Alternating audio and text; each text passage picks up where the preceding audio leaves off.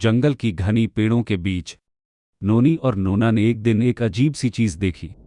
ऊपर आसमान में एक तैरता हुआ द्वीप, एक पूरा द्वीप जो बादलों के ऊपर तैर रहा था। वह क्या है? नोनी ने हैरान होकर पूछा। चलो देखते हैं, नोना ने जवाब दिया, आंखों में चमक। दोनों खरगोश जल्द ही एक पहाड़ी के पास पहुंच गए, जहां एक पुरानी रस्सी की सीढ़ी लटक रही थी। शायद ये हमें वहां ऊपर लेकर जाएगी, नोना ने कहा। नोनी उछलकर रस्सी की सीढ़ी पर चढ़ने लगी। मैं तुम्हारे बाद आ रही हूं, नोना ने कहा, धीरे धीरे चढ़ते हुए।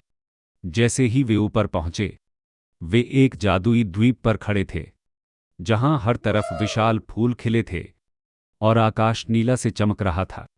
फूल इतने बड़े थे कि दोनों उनके बीच खो गए। अब हम कहाँ हैं? नोनी ने पूछा।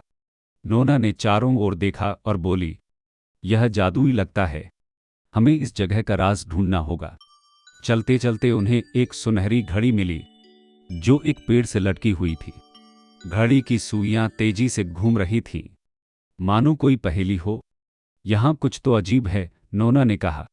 अगर यह घड़ी समय को नियंत्रित करती है, तो हमें पता लगाना होगा कि इसे कैसे सही किया जाए।